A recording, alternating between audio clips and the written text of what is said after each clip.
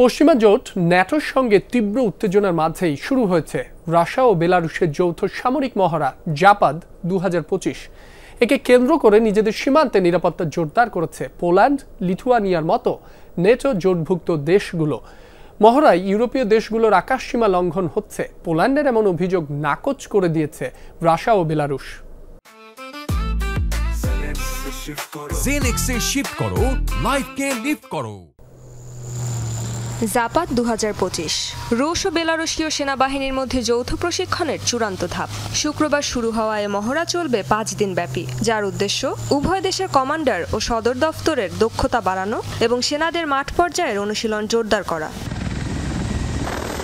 এবারের মহড়ায় অংশ নিচ্ছে দুদেশের প্রায় 30,000 সেনা। এর মধ্যে প্রায় 5,000 সেনা মোতায়েন আছে বেলারুশ সীমান্তে। বেলারুশের ভিতেপস্ক, মিন্স্ক ও গ্রোদনো অঞ্চলের প্রশিক্ষণ ক্ষেত্র, রাশিয়ার কিছু ঘাঁটি এবং বাল্টিক ও বারেন্টস সাগর এলাকায় চলছে এ সামরিক মহড়া। জাপাদ 2021-এর চেয়ে এবারের মহড়ার আকার ছোট হলেও একে সম্ভাব্য হুমকি হিসেবে দেখছে সীমান্তবর্তী পশ্চিমা দেশগুলো।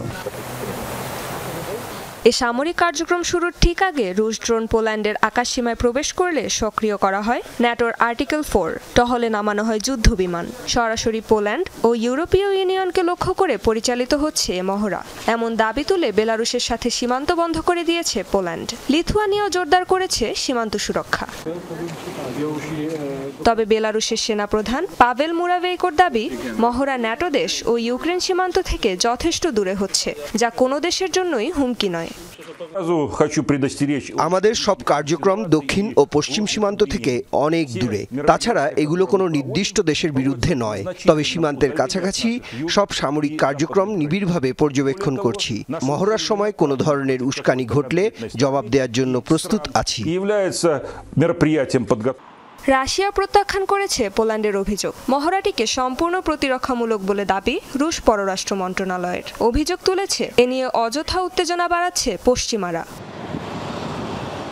রেজওয়ানা সায়মা, যমুনা নিউজ।